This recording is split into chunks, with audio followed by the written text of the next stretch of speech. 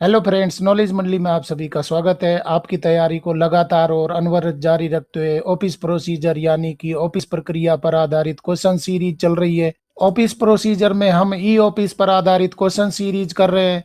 E office का मतलब होता है डिजिटाइजेशन प्रोसेस क्या होती है, उस पर आधारित क्वेश्चन सीरीज चल रही है। मित्रों, आपकी तैयारी के लिए नॉलेज मंडली ने बवंडर प्लान बनाया हुआ है, जिसमें सर्विस रूल्स है, एकेडमिक पार्ट और पेपर का जनरल पार्ट भी करवाया जा रहा है। बवंडर प्लान के वीडियो जो इन सभी परीक्षाओं के लिए इंपॉर्टेंट हो सकते हैं, जैसे कि LDC, UDC, SO, FO, AC, DC, vice principal, principal in EMRS, KVS, NVS, D triple S B, SSC, UPSC and other departmental examinations. तो चलिए साथियों, शुरू करते हैं। ई ऑफिस पर आधारित क्वेश्चन सीरीज 21 का पहला क्वेश्चन देख लेते हैं। 401, who is the departmental nodal officer DNO in the e office programme.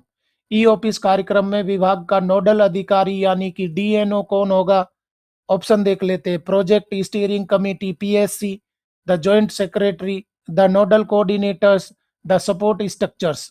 तो ई ऑफिस कार्यक्रम में विभाग का नोडल अधिकारी कौन होगा? जो डिजिटाइजेशन प्रोसेस चल रहा है ऑफिस मैनेजमेंट और डिजिटाइजेशन में, ई ऑफिस में नोडल अधिकारी कौन होगा किसी भी विभाग का? सही उत्तर हमारा हो जाएगा बी, हो जाएगा the joint secretary. Joint secretary है विभाग का, कोई भी जॉइंट सेक्रेटरी है वो नोडल अधिकारी का कार्य करेगा। किसके लिए? ऑफिस मैनेजमेंट एंड डिजिटाइजेशन यानी कि ई ऑफिस कार्यक्रम के लिए नोडल अधिकारी का काम करेगा द जॉइंट सेक्रेटरी करेगा। Move to question number 402। What are the key task and responsibilities of the DNO. DNO के प्रमुख कार्य और जिम्मेदारियां क्या हैं? Transition and implementation of e office, meeting target deliverables and timelines, और सी ऑप्शन हो जाएगा acting as the reference point for project implementation task, और डी ऑप्शन हो जाएगा all of the above. DNO यानी कि डिपार्टमेंटल नोडल ऑफिसर है, उसके क्या जिम्मेदारियां हो जाएंगी, क्या प्रमुख कार्य हो जाएंगे? सही उत्तर हमारा हो जाएगा डी, हो जाएगा all of the above. Transition and implementation of e office यानी कि फिजिकल फाइल को डिजिटाइजेशन करना है तो ट्रांजिशन देखना है, और ई ऑफिस को इम्प्लीमेंट करने के लिए डीएनओ जिम्मेदार हो जाएगा। साथ में meeting target deliverables and timelines है। मान लीजिए कि टारगेट को अचीव करने के लिए जो टाइमलाइन बनानी है और उनको प्राप्त करना, ये भी उसकी जिम्मेदारी हो जाएगी। और सी ऑप्शन हो जाएगा acting as the reference point for project implementation task. Reference point हो जाएगा, मुख्य अधिकारी कौन हो जाएगा, कार्य के लिए जिम्मेदार कौन हो जाएगा? डीएनओ हो जाएगा। कोई भी टास्क पूरा करने के लिए, कोई इंक्वायरी लेनी है, कोई आपको जानकारी लेनी है, तो रेफरेंस पॉइंट का वो कार्य करेगा। सही उत्तर यहाँ पर हो जाएगा डी, हो जाएगा ऑल ऑफ दी अबव। ये सभी कार्य किसके हो जाएंगे? जिम्मेदारियां हो जाएंगी, डीएनओ की हो जाएंगी। अगला सवाल देख लेते हैं 403। What is the required rank for the nodal coordinators NCs. Nodal समन्वयकों एनसी के लिए आवश्यक रैंक क्या है? किस पद का अधिकारी नोडल समन्वयक बन सकता है, नोडल कोऑर्डिनेटर बन सकता है? हमारे ऑप्शन हो जाएंगे डिप्टी सेक्रेटरी और इक्विवेलेंट, असिस्टेंट सेक्रेटरी और इक्विवेलेंट, अंडर सेक्रेटरी और इक्विवेलेंट, और डी ऑप्शन हो जाएगा डायरेक्टर और इक्विवेलेंट। नोडल समन्वयकों के लिए आवश्यक रैंक क्या होगी? कौन से पद का अधिकारी है वो नोडल समन्वयक हो सकता है? नोडल कोऑर्डिनेटर हो सकता है, एनसी हो सकता है। सही उत्तर हमारा हो जाएगा ए, हो जाएगा डिप्टी सेक्रेटरी और इक्विवेलेंट। यानी कि डीएस लेवल का अधिकारी है, उस डिपार्टमेंट का डीएस लेवल का अधिकारी है, वो क्या कार्य कर सकता है? नोडल कोऑर्डिनेटर के रूप में कार्य कर सकता है, नोडल समन्वयक के रूप में कार्य कर सकता है। सही उत्तर हमारा हो जाएगा ये, हो जाएगा डिप्टी सेक्रेटरी और इक्विवेलेंट। अगला सवाल देख लेते हैं 404। What is one of the key task of the nodal coordinators NCs. Nodal समन्वयकों के प्रमुख कार्यों में से एक क्या है? इनमें से हमें ढूंढना है कि एनसी का प्रमुख कार्य है कौन सा हो जाएगा। Final verification of the digitised documents, creation of NIC email accounts, building the knowledge management system KMS, और स्टैंडर्डाइजेशन ऑफ द टेम्पलेट्स। तो नोडल समन्वयकों के प्रमुख कार्यों में से एक क्या हो जाएगा इनमें से? सही उत्तर हमारा हो जाएगा ए, हो जाएगा final verification of the digitised documents. मतलब कि फिजिकल फाइल से और डिजिटाइज फॉर्म में फाइल को, डॉक्यूमेंट को वेरीफाई करने का कार्य किसका हो जाएगा? नोडल समन्वयक का हो जाएगा। सही उत्तर हमारा हो जाएगा ए, हो जाएगा final verification of the digitise documents. ये किसका कार्य हो जाएगा? नोडल समन्वयक का हो जाएगा। डिजिटाइजेशन फ्रेमवर्क रूल पर आधारित क्वेश्चन सीरीज का अगला सवाल देख लेते हैं 405। How open should project deliverables be reviewed during the first 3 months of implementation. कार्यान्वयन के पहले 3 महीनों के दौरान प्रोजेक्ट डिलीवरेबल्स की कितनी बार समीक्षा की जानी चाहिए?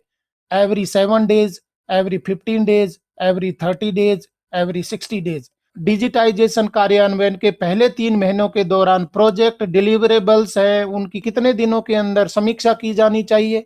सही उत्तर हमारा हो जाएगा ए, हो जाएगा एवरी 7 days। मान लीजिए कि डिजिटाइजेशन हो रहा है तो डिजिटाइजेशन के कार्यान्वयन के पहले 3 महीनों में प्रत्येक 7 दिनों के अंदर आपको क्या करनी होगी? समीक्षा करनी होगी। प्रत्येक 7 दिनों के अंदर समीक्षा करनी होगी। सही उत्तर हमारा हो जाएगा ए, हो जाएगा एवरी 7 days। क्वेश्चन देख लेते 406। Who is responsible for coordinating the implementation of e office. E office के कार्यान्वयन के समन्वय के लिए कौन जिम्मेदार है?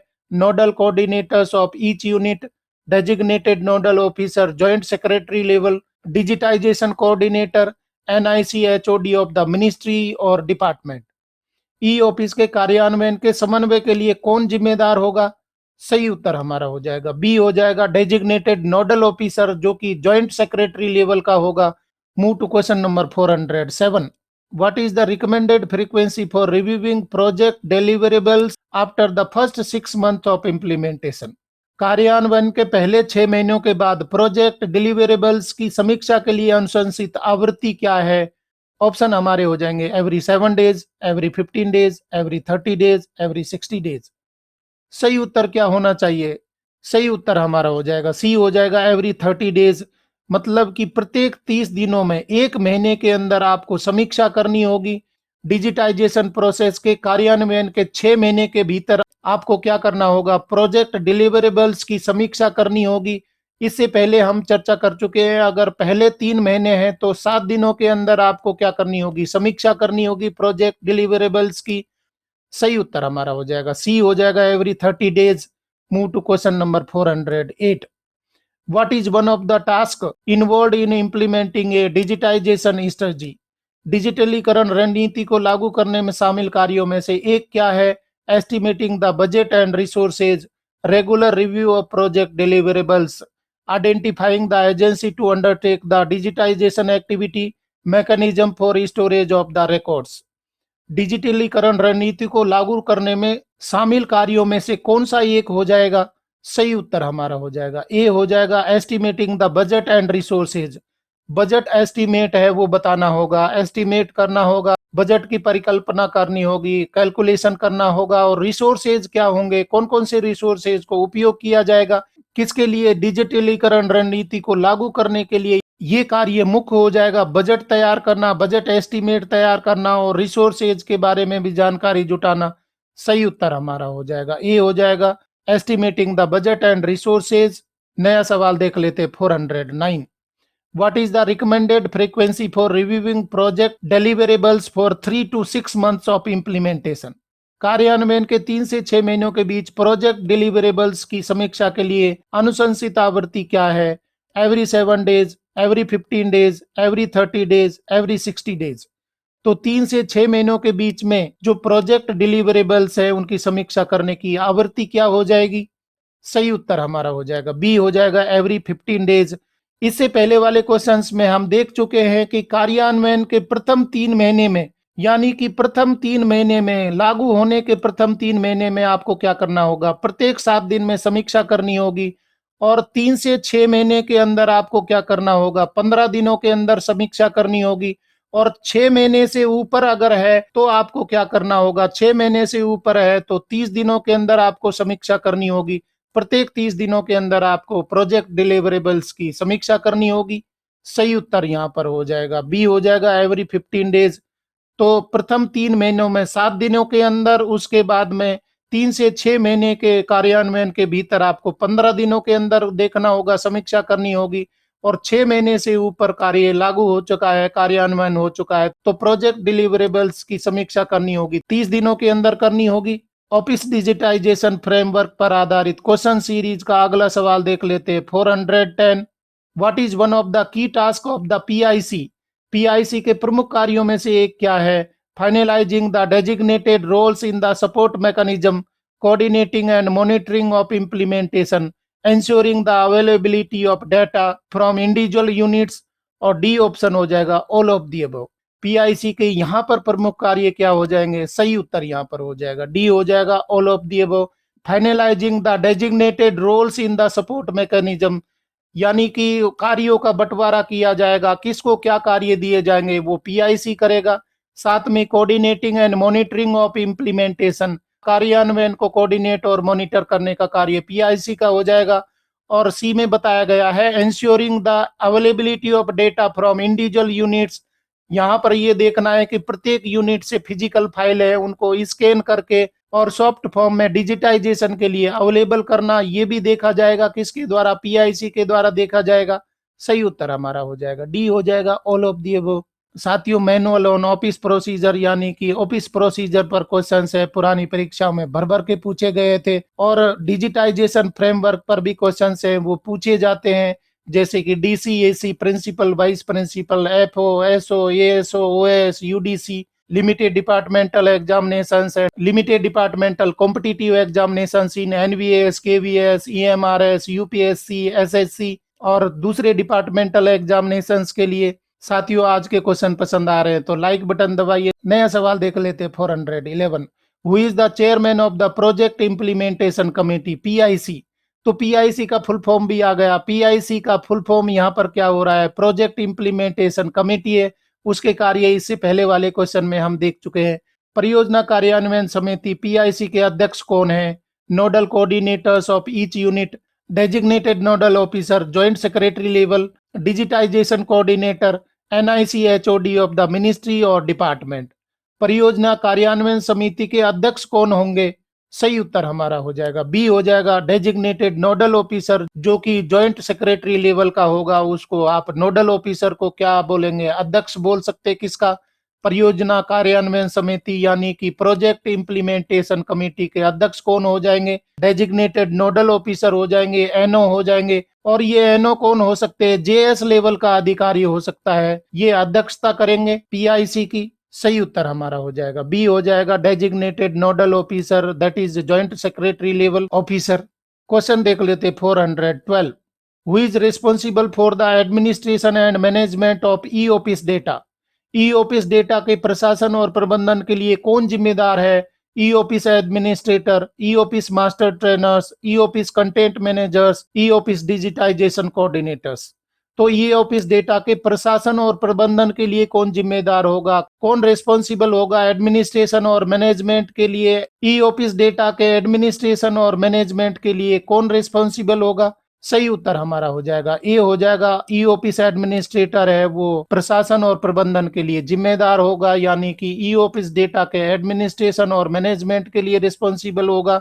डिजिटाइजेशन फ्रेमवर्क पर आधारित क्वेश्चन सीरीज का अगला सवाल देख लेते 413। What is the responsibility of the e office administrator.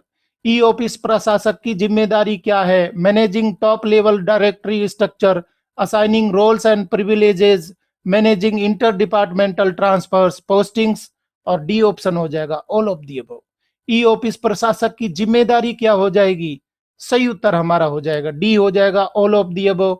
Managing top level directory structure, directory structure बनाने के लिए ये मैनेज करेगा। साथ में असाइनिंग रोल्स एंड प्रिविलेजेस, जो भी रोल्स होते हैं, प्रिविलेजेस है, उनको असाइन करने का कार्य हो जाएगा, जिम्मेदारी हो जाएगी ई ऑफिस प्रशासक की। और मैनेजिंग इंटर डिपार्टमेंटल ट्रांसफर्स और पोस्टिंग्स है, इसको भी मैनेज करने का कार्य हो जाएगा।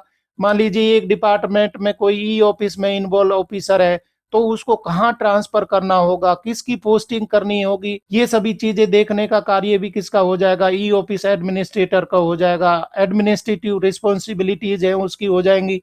सही उत्तर हमारा हो जाएगा डी हो जाएगा all of the above. Move to question number 414। Who undergoes initial training and capability in e office. E office में प्रारंभिक प्रशिक्षण और क्षमता से कौन गुजरता है? कौन रिस्पॉन्सिबल होगा? किसको प्रारंभिक प्रशिक्षण और क्षमता है उससे ट्रेंड किया जाएगा, प्रशिक्षण दिया जाएगा? ऑप्शन हमारे हो जाएंगे e office administrator, e office master trainers, e office content managers, e office digitisation coordinators. तो ई ऑफिस में प्रारंभिक प्रशिक्षण और क्षमता से कौन गुजरेगा? किसको प्रारंभिक प्रशिक्षण और क्षमता है वो दी जाएगी, सिखाया जाएगा? सही उत्तर हमारा हो जाएगा बी हो जाएगा। ई office master trainers, master trainers है, हर डिपार्टमेंट से, हर यूनिट से मास्टर ट्रेनर है, वो बुलाए जाएंगे, उनको सिखाया जाएगा, प्रारंभिक प्रशिक्षण दिया जाएगा, कैपेबिलिटी बिल्डिंग उनमें की जाएगी और वो फिर अपनी यूनिट में आगे डिजिटाइजेशन फ्रेमवर्क को इंप्लीमेंट करने के लिए प्रशिक्षण देंगे। तो प्रारंभिक प्रशिक्षण और क्षमता निर्माण किस में किया जाएगा? ई ऑफिस के मास्टर ट्रेनर है उनको ये दिया जाएगा, वो आगे ट्रेनिंग करवाएंगे। सही उत्तर हमारा हो जाएगा बी हो जाएगा। नया सवाल देख लेते 415। What is the role of e office content managers? E office सामग्री प्रबंधकों की क्या भूमिका है? To upload the content into the relevant folder of KMS, ensure that the latest version is updated in KMS, provide the privileges at the folder and document level, और D option हो जाएगा all of the above. सही उत्तर हमारा हो जाएगा D all of the above. Upload the content into the relevant folder of KMS, KMS यानी कि knowledge management system में कंटेंट को अपलोड करवाना रेलेवेंट फोल्डर में, साथ में ensure that the latest version is updated in KMS, ये भी इंश्योर करना कि लेटेस्ट वर्जन है वो अपडेट किया जाए, और साथ में provide the privileges at the folder and document level, मतलब कि जो भी आवश्यक चीजें होती हैं वो कंटेंट मैनेजर की जिम्मेदारी हो जाएगी, किस में? ई ऑफिस में हो जाएगी। सही उत्तर हमारा हो जाएगा डी हो जाएगा all of the above. Dear friends, question पसंद आ रहे हैं तो अपने मित्रों को जरूर बताइए। नया सवाल देख लेते हैं 416। What is the rank requirement for e office digitisation coordinators?